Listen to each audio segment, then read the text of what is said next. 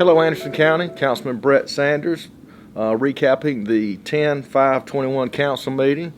Tonight we started out with a couple resolutions. One was the Disability Awareness Month, and that will help reduce physical barriers in the workforce. It's something that Governor McMaster is pushing forth, and I'm glad to see that we recognize that and allow competitiveness for hiring people with disabilities. We also had a resolution recognizing the Young Marines. It's a program that builds strength, character, helps kids stay off of drugs, helps them to learn skills and abilities to work with others as well.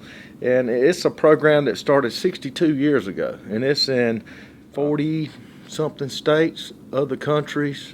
I think it was in Japan, the District of Columbia, and it currently has 235 units with over 750 youths involved with 250 adult volunteers. So I was excited for that one, and we actually had a county employee here whose son is a part of it, and just by meeting the young man and talking with him, you can see that the program is excelling and doing what it is designed to do. And finally, on third readings, basically was an uneventful night. We had a few zoning changes, 15 acres from R20 to agricultural, had 8 acres on 81 that went from highway commercial to small industrial, had a rezoning on 48 acres on Wellpine from a C2 I1 to IZD, which could be a mixed use of business, residential.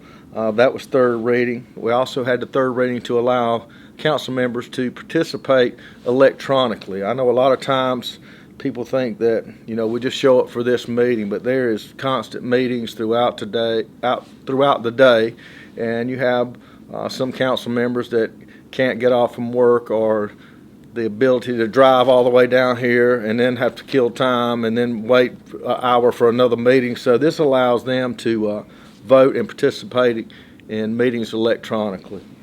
We also did a fee in lieu agreement. It was an expansion on a current agreement with Glen Raven.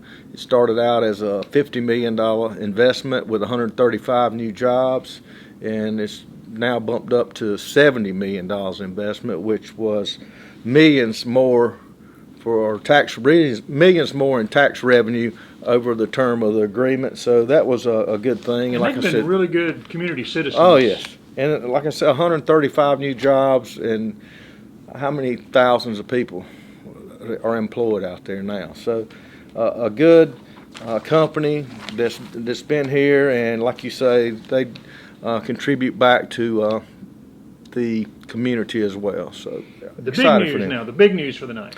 The big news was a redevelopment program that was passed like in a fee and lieu agreement on the old Equinox site. And the good thing about that, the county had that property. Anyone rides by, you can see there's bricks and debris and some other things out there, but we put out a request for proposal. The company that won the request has said that they're going to spend $31 million, so the site will be cleaned up. They're talking about doing some townhomes, some maybe multifamily, some parks. So I think I'm excited about it. But it's like in downtown Greenville and some of the areas that now are the most popular areas at one time developers seem to overlook, and now we're drawing attention to these areas, great locations to the city, and I'm thinking we'll see this program actually spark more interest in other areas and other old mill sites and things of that nature.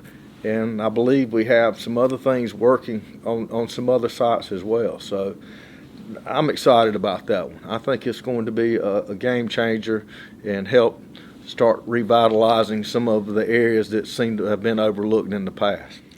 That was pretty much it. We had a couple of bid approvals. One was a new dozer for the landfill, which the old one will be sold, and the ripper that grinds the trash will keep that. And I think Mr. Stone over our Fleet Services is doing a great job at, I think Councilman Graham said tonight, instead of just wearing this stuff completely out, patching it together, it ends up costing you a little more money to do that than it is to sell it or trade it in and get a higher value before you utilize all the life of it. And that was one thing. The other bid that was approved was a boat for the Sheriff's Department's dive team, which also it came before the Public Works. And I actually sat in on that committee, and for a small amount more, it already had a place for a pumper to actually, for a fire, like a fire truck, but a fire boat. And with all the activities that we're having on the lake, with the green pond, assets that we have on the lake, and the tax revenue that they're generating, the docks, the houses, the marina when it caught on fire. I mean, it's just another safety feature to help protect the people, their homes and assets, and protect them while they're out on the lake. So I think that was a good investment, long-term investment. The boat that they have now, I think, is 30 years old, and I think it was time for a new boat. And I'm glad that the Public Works thought enough to think a little further ahead. You know, hey, if it's already equipped for the pumper to pump water from the lake to suppress fires, why not get the pump? You know, why are we going to wait and go back and then try to retrofit something? So that was a thought out process on there, and I think that boat will be about 6 months coming along. And you know, our sheriff, like I said, Chad McBride does an excellent job. So does his team below him. And anytime that we have or I have an opportunity, and I believe council does as well, within limits, to support him in protecting our citizens.